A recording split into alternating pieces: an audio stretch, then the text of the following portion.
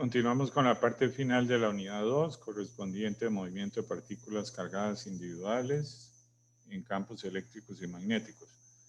Demostramos que cuando existe un gradiente de campo magnético en la dirección paralela a las líneas de campo, aparece una fuerza en esa dirección también, aunque es opuesta a la dirección del gradiente de campo. Entonces, si nosotros tenemos un doble espejo magnético, por ejemplo, pensemos por un momento, voy a poner aquí un color, que este es el gradiente, el vector gradiente de campo que apunta justo donde tengo mayor intensidad de campo. Entonces, este sería el vector gradiente de campo. Y si yo me voy a un punto al otro lado, el vector gradiente de campo va a estar en esta dirección. Entonces tengo gradiente de campo aquí. Ambos vectores apuntan justamente donde tengo las bobinas. Recordemos que las bobinas están aquí y están aquí. Entonces, de acuerdo a esto, aparecen fuerzas que son menos el gradiente, es decir, que son opuestas al gradiente. Entonces, aquí va a aparecer una fuerza en esta dirección, que la voy a llamar fuerza paralela, y de igual manera aquí va a aparecer un vector fuerza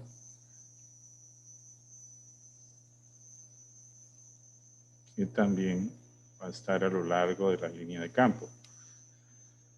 Observen entonces que si la partícula tuviera una velocidad, suponga por un momento que la partícula ahora está viajando hacia la bobina, de igual manera de este lado está viajando hacia la bobina. Entonces, como su velocidad paralela es opuesta a la fuerza, la partícula se va a desacelerar y va a llegar un momento, por ejemplo, cuando llega aquí, donde su velocidad paralela se hace completamente cero. Pero la fuerza va a seguir. La fuerza va a seguir porque el gradiente de campo siempre está. Entonces la partícula siente la fuerza y lo que pasa es que la partícula se devuelve. Ahora con una velocidad en la misma dirección de la fuerza. Por tanto, cuando la partícula se devuelve, ahora va a estar acelerándose porque va en la dirección de la fuerza. Cruza aquí y viaja con la velocidad v paralela, pero es opuesta a la fuerza, entonces se desacelera, llega un momento donde su velocidad paralela se hace cero y ella se devuelve y ahora de nuevo su velocidad está en la dirección de la fuerza. Entonces esta es la explicación de por qué esto confina las partículas cargadas. Observen, la presencia de esa fuerza paralela que se origina por el gradiente de campo paralelo es la responsable de que la partícula se desacelere cuando llega a la bobina y su velocidad paralela se haga cero y luego la jale de nuevo acelerándola, pasa al otro lado, de nuevo se desacelera, su velocidad paralela se hace cero y de nuevo la jala y se acelera y entonces vamos a tener una situación donde rebota, rebota y rebota y la partícula queda atrapada. Por eso llamamos a este sistema un sistema de confinamiento magnético. Vamos a llamar al campo magnético aquí en el centro, lo vamos a llamar V sub 0. Esa es una etiqueta que le vamos a poner. ¿Qué sabemos además? Bueno, que esa partícula tiene un momento magnético que depende, observen ya aquí, más en detalle que depende de la energía cinética de la partícula en la dirección perpendicular, es decir, que depende de la energía cinética del movimiento ciclotrónico, porque la partícula aquí va dando vueltas, ¿verdad? En una hélice. Entonces, esa energía cinética por el movimiento circular que hace tiene una relación con el momento magnético y también tiene dependencia con el campo magnético. Sabemos que aquí, en esta región, el campo magnético es más fuerte, entonces este B será mayor. Sabemos de igual manera que aquí el B es grande y sabemos que aquí en medio de las dos bobinas el campo es débil, o sea, este B es pequeño. Lo que queremos ver es qué pasa con este momento magnético, cuál es la dependencia que él tiene, ¿verdad? Eso es lo que vamos a analizar en las siguientes diapositivas. Muy bien, ya sabemos la razón de por qué esto confina, la razón de por qué las partículas rebotan. Ahora concentrémonos en analizar el tema del momento magnético. Nuestra expresión que obtuvimos fue esta. Ahora lo que vamos a hacer es decir, bueno, fuerza es masa por aceleración. Esto es aceleración, pero es aceleración en la dirección paralela. Es igual a menos mu por el gradiente de B, pero en la dirección de la coordenada paralela al campo, que es S. Entonces, recordemos que un gradiente no es más que la derivada del campo respecto a las coordenadas. En este caso solo hay una coordenada, que es S. Entonces sería la derivada de B respecto a esa coordenada S, donde la coordenada S corresponde a una coordenada que siempre es paralela a la línea de campo, ¿verdad? Ahí tenemos un pequeño vector S unitario que siempre va a apuntar a donde apunte el campo. Entonces, nosotros también, por definición, sabiendo eso, podemos decir que la velocidad paralela es cómo cambia la coordenada S respecto al tiempo, porque la coordenada S siempre va en la dirección de la línea de campo.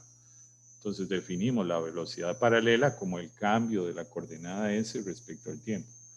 Ahora lo que vamos a hacer es, este lado lo vamos a multiplicar por la velocidad paralela y este lado también lo vamos a multiplicar por la velocidad paralela.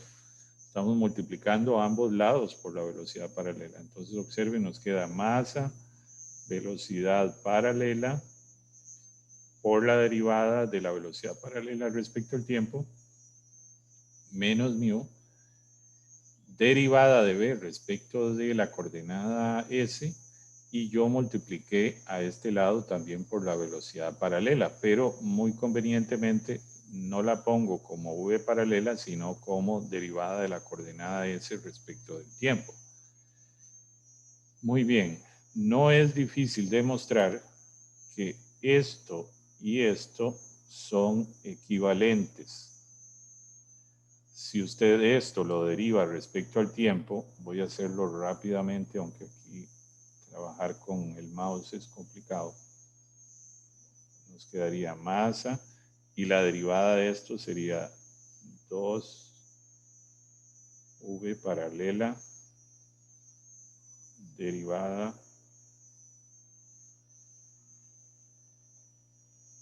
de v paralela respecto al tiempo. Entonces vean que esto, aquí se cancelan los dos y lo que nos quedan es justamente lo de arriba. Masa por v paralela por la derivada de v paralelo respecto al tiempo. Entonces esto como un todo y esto de arriba son equivalentes. Y observen que aquí en realidad lo que me queda, era aquí más bien, en realidad lo que me queda es el cambio de B respecto del tiempo, puesto que tengo el cambio de B respecto de S y el cambio de S respecto al tiempo. Entonces lo que me queda es el cambio de B respecto del tiempo. Esto que está aquí, usted lo entiende como lo siguiente. Si usted fuera la partícula y va subido aquí, piense por un momento que usted es la partícula y va ahí con un medidor de campo y usted se está moviendo, está subido en la partícula y va hacia el espejo magnético, su medidor de campo va a ir midiendo el campo magnético en función del tiempo. Es esto. Entonces decimos que esto es el cambio del campo en función del tiempo visto desde la partícula. Cómo la partícula va percibiendo ese cambio de campo respecto al tiempo. Muy bien, entonces aquí ya tenemos esta expresión. Vamos a recordarla. Con esto vamos a llegar a algo muy interesante. Presten mucha atención. Tenemos esta expresión, la copiamos de nuevo. Aquí la tenemos en este recuadro azul. Ese fue el resultado que obtuvimos. Ahora, la energía se tiene que conservar, es decir, el cambio de energía respecto del tiempo tiene que ser cero. ¿Qué significa eso? ¿Qué tipo de energías tengo yo aquí? Tengo la energía, voy a marcarla, tengo la energía cinética por el movimiento paralelo y tengo la energía cinética por el movimiento perpendicular. Recordemos que la partícula está haciendo dos movimientos, uno paralelo y uno perpendicular. Entonces ambas son energías cinéticas que se suman, pero esa energía cinética en su cambio temporal tiene que dar cero. Es decir, la energía no puede cambiar, no se puede crear energía. Si partimos de la definición de momento magnético, que ya lo habíamos demostrado, ahora lo que voy a hacer es agarrar este B y lo voy a pasar a multiplicar por el momento magnético. Por lo tanto, me voy aquí y el resultado que obtengo es que mu por B es un medio masa velocidad perpendicular al cuadrado. Excelente, ahí tengo ese resultado. Pero vean entonces que esto que está aquí, estoy diciendo que es mu por B. Un medio masa velocidad perpendicular al cuadrado es mu por B, por lo tanto yo podría sustituirlo aquí. Entonces observen, mantengo el azul, que es este, lo mantengo igual,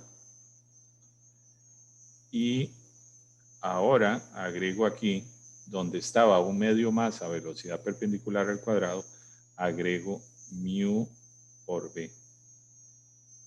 Hice una sustitución. Muy bien, aplico la derivada a este, aplico la derivada a este. Entonces me quedaría la derivada respecto del tiempo de un medio masa a velocidad paralela al cuadrado y la derivada respecto del tiempo de mu por B. Pero aquí viene lo siguiente. Observen esto que tengo aquí, que es lo que había obtenido antes. Entonces, eso que acabo de encerrar, lo puedo sustituir por esto. Por lo tanto, entonces sustituyo, me quedaría así, y me queda la derivada de mu respecto de B. La derivada respecto al tiempo de mu por B. Aplico la regla de la cadena, me quedaría derivada del primero por el segundo más el primero sin derivar por la derivada del segundo. Y entonces logro observar que aquí tengo esto y que aquí tengo esto, que son iguales y opuestos, por lo tanto se cancelan y entonces me queda únicamente esto que está aquí, que de acuerdo a la igualdad tienen que dar cero. Claramente el campo B no es cero, sabemos que no es cero porque aquí hay campo magnético. Entonces, obligatoriamente para que este producto dé cero, nos lleva a que la derivada de mu respecto del tiempo tiene que ser obligatoriamente cero. ¿Y qué implicación tiene que la derivada de mu no cambie en el tiempo? O sea, que mu no cambie en el tiempo, que mu es constante. Esto es una conclusión fabulosa.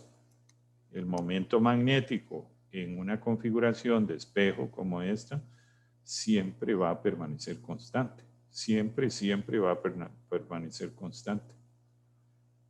Fabuloso. Ese era un resultado que teníamos que llegar. Acabamos de encontrar una constante en física de plasmas, el momento magnético.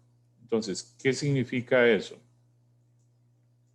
Que si yo estoy por aquí, por ejemplo, si la partícula está por aquí, claramente este campo va a crecer. Pero recuerden que este cociente tiene que ser constante, siempre, ¿verdad? Entonces, si usted por un momento compara la partícula aquí y la partícula aquí, aquí el campo va a ser más débil y aquí el campo va a ser más fuerte. Pero el cociente de los dos siempre tiene que dar lo mismo, sea aquí o sea aquí. Eso quiere decir entonces que si este campo aquí crece, esto como un todo tiene que hacerse grande también. ¿Eso a qué lleva? A que la velocidad perpendicular tiene que crecer. Definitivamente tiene que crecer. Repito, en esta zona el campo B es más grande. Entonces nos obliga, como este cociente tiene que ser una constante, porque ya lo demostramos, a que esto tiene que crecer y que por tanto la velocidad perpendicular tiene que crecer. Si ya estamos en medio, aquí en este punto, este B se hace más pequeño. Por lo tanto, esta energía cinética perpendicular tiene que decrecer para que la fracción siga siendo un valor constante. Entonces vean cómo cuando yo me acerco a la bobina, el campo se intensifica, pero la velocidad perpendicular crece. Cuando yo estoy en una zona donde el campo es más débil, el B decrece y la velocidad perpendicular decrece también. Entonces, es muy importante cuando yo estoy por aquí, yo voy a tener un vector velocidad, que es la velocidad como un todo. Y ese vector velocidad lo voy a descomponer en dos componentes. Una componente de la velocidad que es paralela a la línea de campo y otra componente que es perpendicular a la línea de campo. Esta de aquí. Entonces observen que de ahora en adelante vamos a hablar en términos de velocidad paralela y velocidad perpendicular. Y vamos a definir también algo muy importante que es el ángulo que se forma aquí. Este ángulo lo vamos a llamar zeta. El ángulo que se forma con la componente paralela. Entonces, eso me lleva a que en esta zona, en la zona de bajo campo, este vector verde es pequeño, pero cuando yo llego aquí a la zona de alto campo, el vector verde se ha hecho muy grande por culpa de que se conserva el momento magnético, esto crece. Entonces, en la mitad el vector perpendicular es pequeño y aquí donde el campo magnético es muy intenso, el vector perpendicular es grande. Pero como la energía cinética se conserva, si esta, cuando yo me acerco a la bobina, si esta energía crece, esta otra, vamos a ponerlo en el mismo rojo, esta tiene que bajar, porque la energía tiene que ser constante. Entonces, cuando yo llego aquí a la bobina, esta energía cinética crece por culpa de que el momento magnético tiene que conservarse, pero como la suma de las energías tiene que ser constante también, si esta crece, esta roja tiene que bajar. Por lo tanto, ¿qué es lo que baja aquí entonces? En términos de velocidad, la velocidad paralela. La velocidad paralela se hace un vector sumamente pequeño, por no decir cero, cuando ya estoy llegando aquí. Si se hace completamente cero, la partícula se va a devolver. Si no se hace cero, la partícula podría cruzar y pasar al otro lado, ¿verdad? Entonces, repito, y esto es lo que escribo aquí en la mitad, la velocidad paralela suele ser más grande que la velocidad perpendicular. Entonces está creciendo esta energía cinética, por tanto tiene que bajar esta, pero cuando ya llego al espejo, la que crece más es la perpendicular porque el momento magnético tiene que mantenerse constante al crecer el campo magnético. Entonces esta decrece. Eso es muy, muy importante entenderlo bien. Muy bien. Entonces vamos a hacer un ejercicio. Vamos a considerar dos posiciones. Vamos a considerar dos posiciones. Está la posición aquí en el puro centro y la posición aquí ya dentro de la bobina. Tenemos dos posiciones. Vamos a ver aquí. Entonces, en la posición del centro, yo voy a definir que tengo que la velocidad perpendicular la voy a llamar velocidad perpendicular 0. Y la velocidad paralela la voy a llamar velocidad paralela 0. Voy a tratar de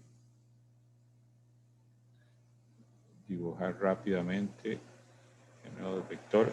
Aquí tengo este. Aquí tengo este.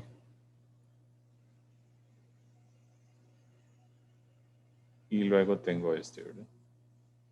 Entonces recordemos que el rojo es la paralela y el verde es la perpendicular. Entonces, ¿qué es lo que yo tengo que saber? Lo primero que tengo que saber y recordar es que el momento magnético aquí en el centro y el momento magnético aquí, que lo voy a llamar mu asterisco, estos dos momentos magnéticos tienen que ser igual, porque el momento magnético siempre es constante. Entonces, como yo defino el momento magnético como la energía cinética perpendicular partida del campo, observen que aquí en medio es la energía cinética perpendicular para la velocidad perpendicular en cero, y el campo aquí, que sube cero. En este otro punto, la energía cinética sería un medio masa, la velocidad perpendicular asterisco al cuadrado, porque recordemos que en esta posición es lo que llamamos posición asterisco, partido del campo asterisco, que es el valor de campo aquí. Entonces, podemos cancelar, simplificar un medio masa, eso se quita, ¿verdad?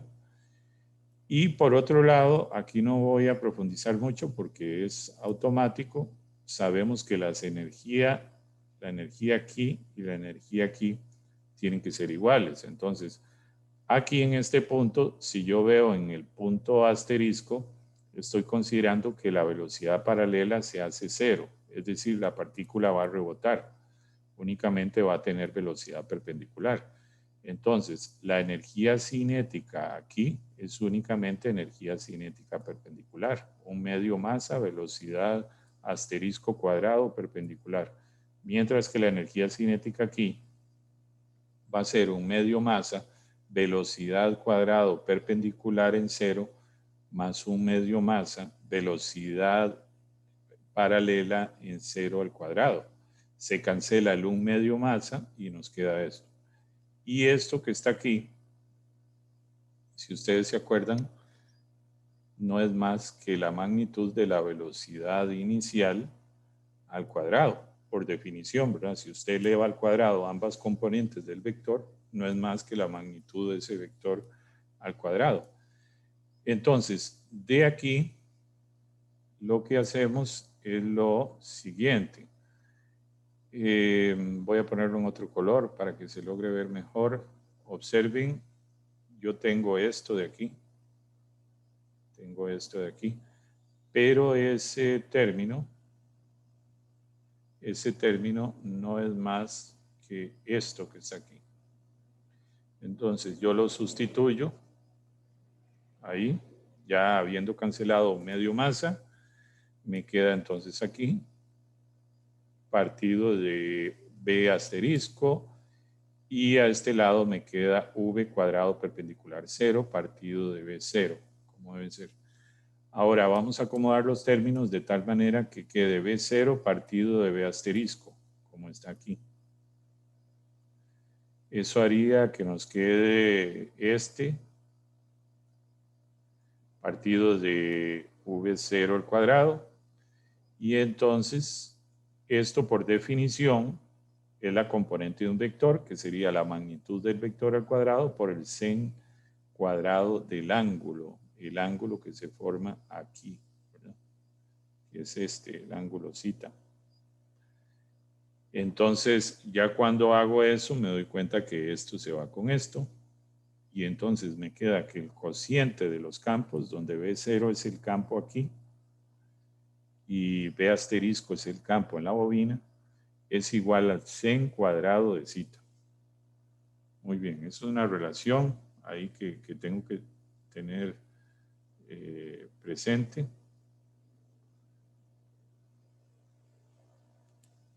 Entonces, resulta que si usted toma esa relación, voy a poner rojo aquí, si usted toma esa relación y dice, bueno, muy bien, mi espejo, yo sé cuánta corriente está pasando por aquí, entonces conozco perfectamente cuánto es ese campo, porque yo sé cuánta corriente está pasando por las bobinas y aquí podría poner un medidor de campo y darme cuenta cuánto es B sub 0. Entonces tendría esto y tendría esta, por lo tanto puedo encontrar este ángulo. ¿Qué era ese ángulo? Recordemos, y aquí voy a insistir en esto porque es muy importante no olvidarlo. Tengo la componente de la velocidad, tengo el vector velocidad, tengo la componente paralela y tengo la componente perpendicular. Entonces, el ángulo que estamos hablando es el ángulo entre la componente paralela y el vector neto, que es el azul o celeste. O sea, este es el ángulo zeta. El ángulo zeta. Entonces, si yo ya sé que el campo aquí es BM, bueno, simplemente cambiemos esto por BM. Aquí. Y no es más que la misma fórmula, simplemente cambiando BM. Ese cociente de B sub 0 partido BM es igual a 1 R sub M, donde R sub M se llama relación de espejo. Eso es simplemente una definición. ¿A qué nos lleva todo esto? Vamos a ver, aquí es donde quiero que analicen esto con mucho cuidado. Permítanme ver cómo vamos. De nuevo, porque esto es muy importante que se entienda bien. Yo tengo la componente paralela, tengo el vector velocidad neto y tengo la componente perpendicular. Voy a marcarlo porque esto sí es muy importante que tengamos clarísimo qué significa cada color.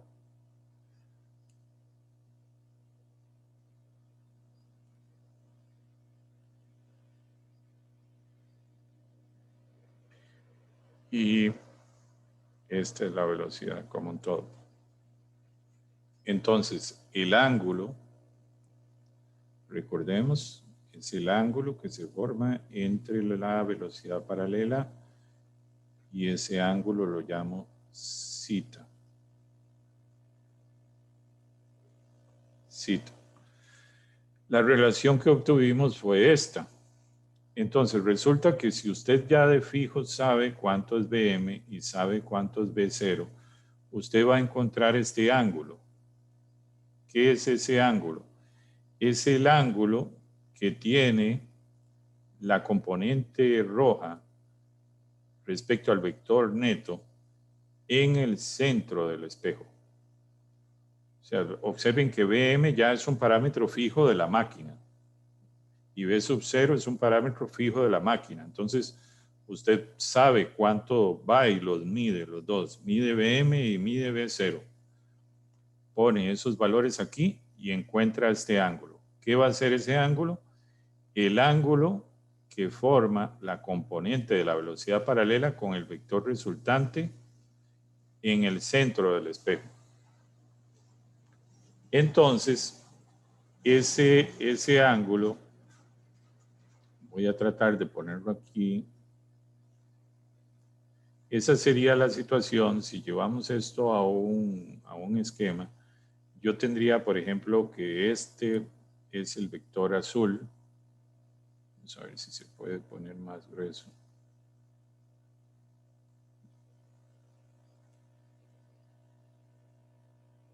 No. Yo tendría el vector azul, observen, luego tendría la componente paralela y luego tendría la componente perpendicular. Y entonces el ángulo que yo marqué es este. Y este ángulo es lo que llamo zeta M. Representado en el montaje experimental es esto. Y el azul, recuerden que es la velocidad como tal. Entonces, ¿qué me dice a mí esto? Me dice lo siguiente. A este ángulo yo lo llamo ángulo crítico. Porque me dice lo siguiente. Si el vector velocidad estuviera con un ángulo más grande que zeta M, más grande, la velocidad perpendicular tendría que ser más grande. La velocidad paralela puede hacerse más pequeña. Entonces resulta que si la velocidad en este punto central, la velocidad perpendicular es muy grande, la partícula cuando llegue aquí va a tener una alta probabilidad de que rebote. O sea, la partícula va a rebotar. Voy a borrar aquí de nuevo para analizar otros casos. Suponga ahora que la partícula, su vector velocidad, está ahora por aquí, con un ángulo más pequeño que zeta M. Entonces, su componente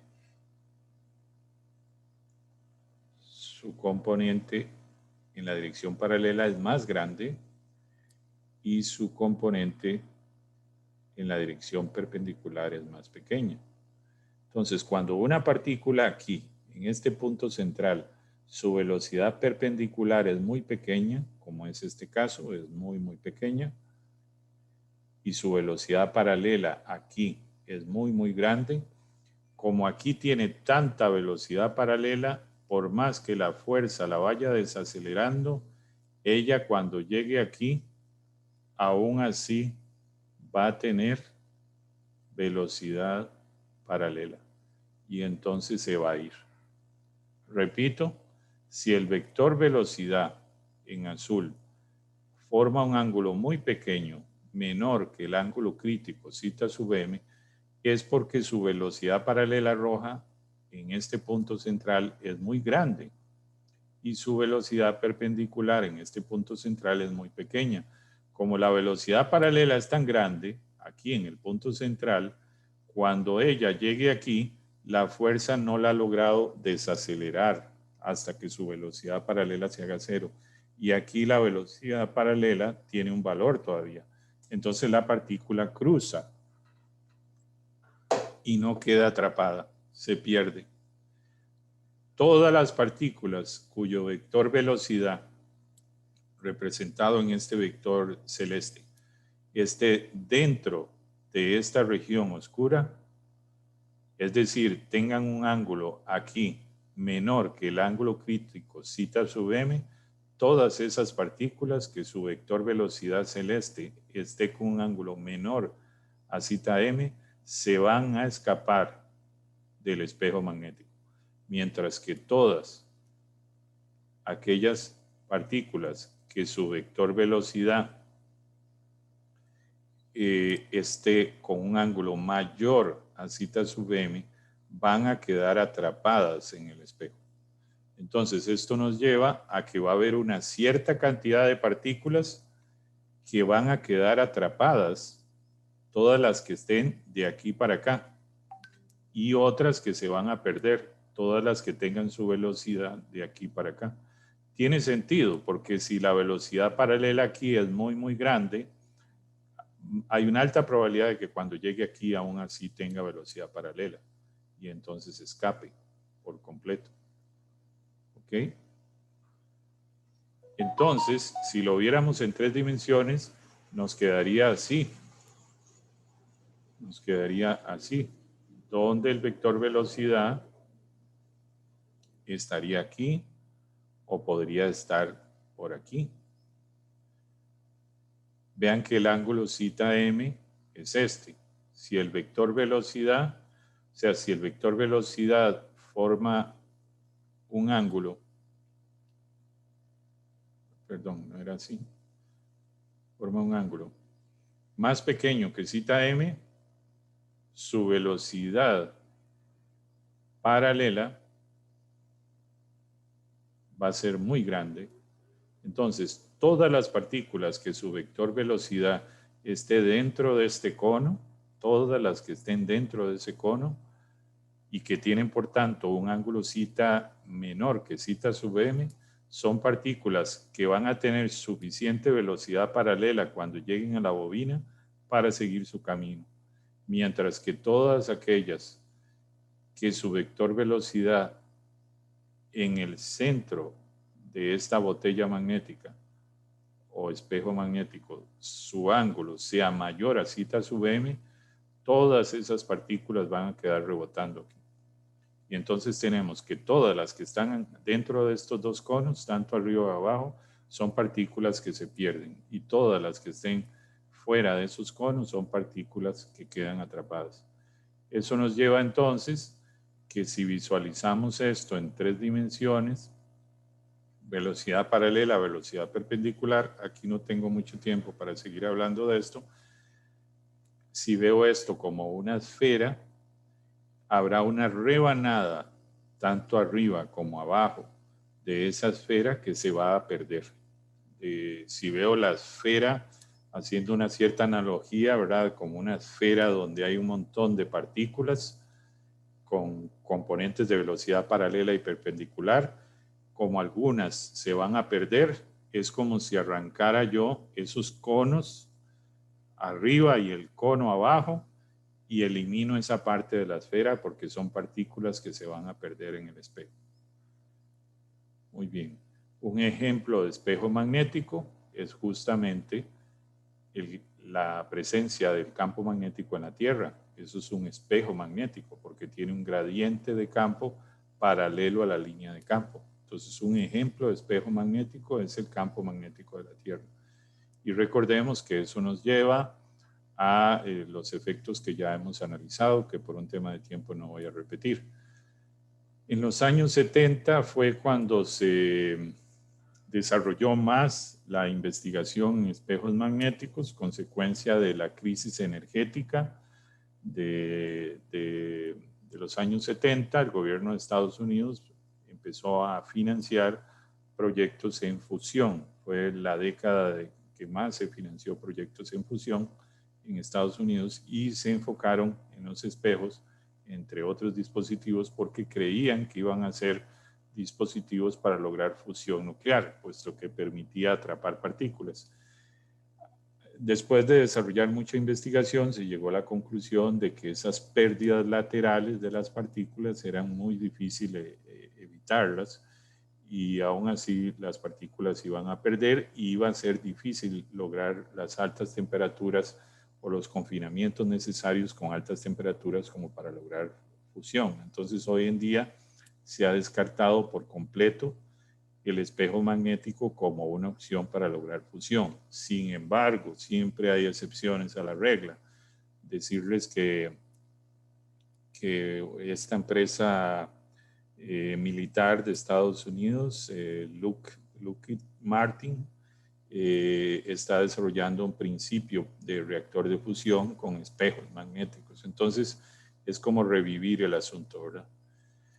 Muy bien, entonces con eso terminamos espejos magnéticos. En la siguiente clase, que ya va a ser la parte final, vamos a ver cuando el campo eléctrico cambia con la posición y cuando el campo eléctrico cambia con el tiempo, y por último terminar cuando el campo magnético cambia con el tiempo.